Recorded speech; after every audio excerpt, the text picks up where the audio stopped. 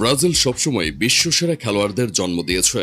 এমনকি একটা কথা তো এমনও প্রচলিত আছে, ব্রাজিলের অলিতে গলিতে যেসব খেলোয়াড় জন্ম নেয় তা অনেক দেশের রাজপ্রাসাদেও পাওয়া যায় না। তেমনই একজন খেলোয়াড় ভিনি। আজ ভিনির জন্মদিনে ভিনিকে নিয়ে কয়েকটা কথা না বললেই নয়। 2000 সালের 12 জুলাই ব্রাজিলের রিও ডি জেনেরিও প্রদেশের সাও গনসালো শহরে জন্মগ্রহণ করেন ভিনিসিয়াস জুনিয়র। পুরো নাম ভিনিসিয়াস পাইসাও দে অলিভেরা জুনিয়র। আর পাঁচটা ব্রাজিলিয়ানদের মতোই তার শিরা উপশিরায় ফুটবল মিশেছিল। পরিবারের দারিদ্রতা, নিরাপত্তাহীনতার বাধা পেরিয়ে তিনি ফুটবল চালিয়ে যান। ট্যালেন্টেড ফুটবলাররা ব্রাজিলে কখনো ঝরে পড়ে না, ফলে সহজেই ব্রাজিলিয়ান ক্লাব ফ্ল্যামেঙ্গোর একাডেমিতে যোগ দিতে পেরেছিলেন ভিনি। এরপর নিজ যোগ্যতায় মাত্র 16 বছর বয়সে ফ্ল্যামেঙ্গোর মূল দলে নিজের জায়গা পাকাপোক্ত করেন ভিনি। পরের বছরই রিয়াল মাদ্রিদের মতো ক্লাব তাকে 45 মিলিয়ন ইউরো দিয়ে সাইন করে। অধিকাংশ লোকরাই বলছিল মাত্র 17 বছরের একটা ছেলের জন্য এত দাম দিয়ে ভুল বিনিয়োগ করছে মাদ্রিদ। ভিনি যখন মাদ্রিদে পা রাখেন তার বয়স 18 মাত্র। ভিনি অভিজ্ঞতা অর্জনের জন্য কিছুদিন রিয়াল মাদ্রিদ কাস্তিয়ার হয়ে খেলেন। এরপর মূল দলে রেগুলার প্লেয়ারে পরিণত হন। ইডেন হাজার্ডেও ইনজুরির জন্য ভালোই গেম টাইম পেতেন, তবে তা কাজে লাগাতে পারতেন না। ভুলভাল ড্রিবলিং, বল লুজ করা, শূন্য ফিনিশিং, এসব কারণে দর্শকদের চোখের বিষে পরিণত হচ্ছিলেন।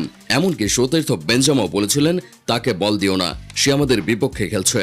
এই ধরনের অপমানের পর যে কোনো ফুটবলারেরই মানসিকভাবে ভেঙে পড়াটা স্বাভাবিক। কিন্তু ভিনি ছিলেন ভিন্ন।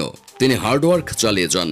কোচ সান্তিয়াগো সোলারিও তাকে ভরসা করতেন অনেক। এরপর জিদানের অধীনে নিজেকে তৈরি করার পর আনচেলত্তির অধীনে নিজের সেরা খেলটা দিতে শুরু করেন ভিনি। তার একমাত্র গোলে রিয়াল মাদ্রিদ 2021-22 সিজনের চ্যাম্পিয়ন্স লিগ শিরোপা ঘরে তোলে। এখানেই থেমে যায়নি তিনি। চ্যাম্পিয়ন্স লিগে একের পর এক গোল অ্যাসিস্ট করতে থাকেন। গত কয়েক চ্যাম্পিয়ন্স লিগের ম্যাক্সিমাম রেকর্ডই তার দখলে। ভিনির জীবনের একটি বড় অধ্যায় হলো বর্ণবাদ বিরোধী সংগ্রাম। স্পেনের একাধিক স্টেডিয়ামে বর্ণবাদের শিকার হয়েছিলেন। চোখ দয়ে অশ্রু ঝরলেও ভেঙে পড়েননি। এরপরই ফিফা, উয়েফা, লা লিগা সবাই বর্ণবাদ বিরোধী সংগ্রামে একত্রিত হয়েছিল। 2023-24 মৌসুমে রিয়াল মাদ্রিদের আইকনিক 7 নম্বর জার্সি গায়ে জড়ান ভিনি। জার্সি চেঞ্জ করে নিজের সেরা সিজন পার করেন ভিনি। চ্যাম্পিয়ন্স লিগের নকআউটে একাই দলকে টানতে থাকেন। জুড বেলিংহাম ও রদ্রিগোর সাথে মিলে ডমিনেট করতে থাকেন পুরো ইউরোপ। আবারও চ্যাম্পিয়ন্স লিগ ফাইনালে ওঠে মাদ্রিদ। আবারও গোল করেন ভিনি। রিয়াল মাদ্রিদও ঘরে তোলে 15তম ইউসিএল শিরোপা। একই মৌসুমে লা লিগা এবং স্প্যানিশ সুপার কাপও জিতেন ভিনি। জাতীয় দলে খুব ভালো ক্যারিয়ার নয় তার, কিন্তু সময় এখনো ফুরিয়ে যায়নি। ভিনির সামনে পাড়ি দেওয়ার জন্য পড়ে আছে এক প্রশস্ত পথ। সবেমাত্র 25-এর ঘরে পা দিলেন আজকের দিনে। ভবিষ্যতে তিনি রিয়াল মাদ্রিদ এবং ব্রাজিলের মেইন ম্যান হওয়ার যোগ্যতা রাখেন। শুভ জন্মদিন ভিনি।